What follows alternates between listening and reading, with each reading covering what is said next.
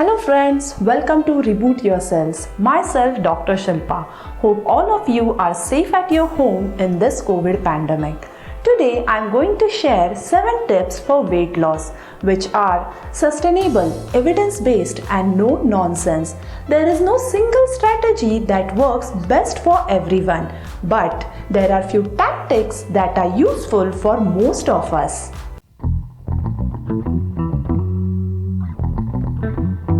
So when you plan for weight loss, it should be a persistent and holistic approach. Then weight loss is just a byproduct of it. My tip number 1 is marathon runner approach. Whenever we plan for weight loss, we have a sprint runner approach. We want a quick weight loss in a short period of time. Everything should be achieved in a fast and furious manner. In just 10 to 20 days, we want to shed off kgs of weight. But by doing so, we just get water loss and lean muscle loss. And of course, this is not a healthy weight loss. Here comes the marathon runner approach. We should give a long period of time to adopt a new set of healthy habits, and they are accepted by our body slowly and steadily. As a result of this, we get lifestyle modification, and the weight loss that is achieved by doing so will not revert back. So my tip number 2 is you should have a balanced diet to have a balanced weight. Nowadays, it's very trending that the Weight Watchers keep a macronutrient or else a food group from their diet, or else they just focus on one food group like in keto diet, egg diet, fruit diet, banana diet and whatsoever. My take on this is that you should have a balanced diet to have a balanced weight loss. You can't ever have a weight loss by hurting your relationship with food. Our meal should comprise of all the 5 macronutrients, that are the carbohydrates, proteins, fats, vitamins and minerals. Moderation is the key. I will share a rough guide for meals using plate method. In a plate method, we should take a dish of diameter 9 inches. Quarter of your plate should either have pulses like Rajma, chickpea, lobia, black chana, or else tofu, paneer, curd, sprouts or else soy products. They are helpful in muscle building and also keeps us fuller for a longer time. The next quarter of your plate should have carbohydrates. Carbohydrates are projected as a villain by our weight loss industry, but they are the primary source of our energy. You should choose the right carbohydrate in right amount and not totally skip it. It's always better to choose a whole carb over refined carb. Whole carbs are unprocessed and contain fibers in them naturally. For example, millets like ragi, jawar, bajra or cereals like rice, wheat or amaranth. Whole grains deliver a variety of nutrients that reduce the risk of heart diseases and improve insulin sensitivity. Researchers suggest that taking of refined carbs increases the risk of obesity and also type 2 diabetes. Quarter of your plate should comprise of cooked vegetables and the remaining quarter should have uncooked vegetables in the form of salads. Vegetables are loaded with fibers and are rich in vitamins and minerals, and also they are very low in calories. Due to the presence of fiber, they can again keep us fuller for a longer time. Thus, we can avoid on munching on snacks frequently. Out of the fibers, having more soluble fibers are more beneficial because it reduces the overall appetite. The food rich in soluble fibers are kidney beans, black beans, carrots, apples, peas, flax seeds and many more. I have given a list of soluble fibers in the description box below. And use only half tablespoon of either oil or ghee in the preparation of this meal. My tip number 3 is say no to added sugar. WHO recommends 5 to 10 teaspoons of added sugar in our daily diet. But in my view, you should replace this added sugar with natural sugars. Natural sugars are naturally present in fruits, vegetables and dairy. Whereas when they are extracted or else removed from the parent source, they become added sugar or else free sugar. Agave syrup, maple syrup, brown sugar, palm sugar, coconut sugar, all of these are examples of added sugar. Both added sugar and natural sugar contain fructose and glucose, but there is a huge difference in the way they are accepted by our body. Natural sugars come along with fiber, so it slows down the process of digestion and absorption, and also the way the blood sugar rises. But added sugar found in brownies, cakes, jams, jellies, or else ready-to-make food has sugars that immediately spike the blood sugar and also are rapidly converted into fats. I don't say that you should totally abstain yourself from added sugar, but take it occasionally and don't make it a ritual. So now the tips that how should you avoid added sugar.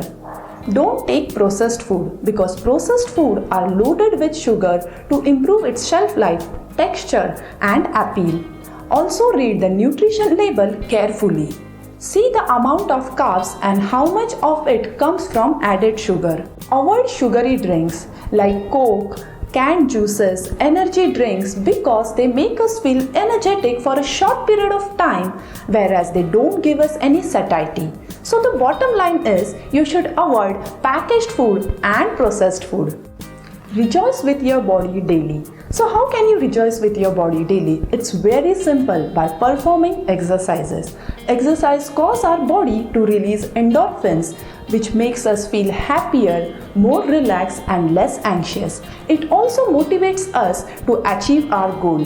When we perform exercise along with diet, it shows wonderful results in weight loss. Also, if you are not doing exercise, we give a favorable environment for weight gain. So one should exercise at least for 150 minutes in a week. Else than aerobic exercise and resistance training, there is something called NEAT. NEAT is non-exercise activity thermogenesis. This is the energy expended on anything else than eating, sleeping and exercise. These are the activities like mopping, sweeping, cooking, washing your car, washing your clothes or else taking your grocery. All of these activities also help us to lose weight. Many of the Weight Watchers harmoniously follow diet and exercise, but yet they don't get satisfactory results. For them are my next few tips. So my tip number 5 is sleep. It's a nutrition to your brain. When we have a sound sleep of 7 to 9 hours, our body and our brain is remarkably active. But a study shows that an average Indian sleeps for 6 hours. It may be due to workload, or else you don't have a fixed schedule to go to bed, or else you spend more time watching web series. This all leads to sleep deprivation. Sleep deprivation has a direct impact on hunger and appetite. It causes imbalance of hunger hormones that are leptin and ghrelin. Poor sleep leads to poor self-control, poor self-motivation, more sugar cravings, and bad food choices. We also skip our exercise. Here are few tips to have a good and better sleep. Firstly, fix a time to go to bed. Second, abstain yourself from electronic gadgets like laptop, mobiles or else television at least 60 minutes before going to bed. Third, in this 60 minutes, listen to some soothing music. Fourth, last but not the least, pray to God and express your gratitude. Here comes my tip number 6. Get rid of the stressful dieting mentality. Whenever we think of going on a diet, we get stressed. Also, there are other stress in our life, and stress acts in either way. It can cause weight gain or else weight loss. A study shows that when we drastically decrease our calorie intake in one go, there is a stress of eating less, and this triggers our cortisol hormone. This pushes us towards overeating and making bad food choices. So, how to avoid stress? First, get rid of diet mentality. Whenever we think of going on a diet, we are obsessed about every calorie we consume, or else we deprive ourselves and we dream of going off diet. Instead, we should cultivate a healthy lifestyle. Thus, by doing this, we don't have to think about going on or off diet because healthy lifestyle is sustainable. Secondly, take small steps to be less stressful. A gradual change is better accepted by our body and our mind. Thirdly, practice meditation. Meditation is a boon to our mind. When we practice meditation, we are more peaceful and we have better outcomes. Here is my tip number 7.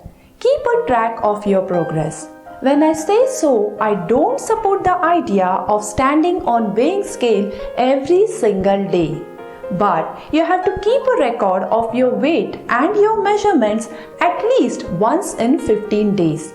When you do so, if you get good results, you are motivated.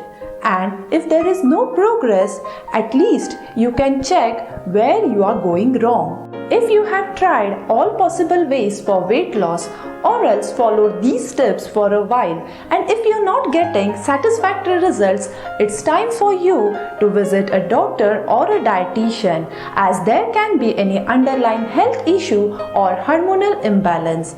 If you like the information in this video, please like, share and subscribe. Thank you and bye-bye.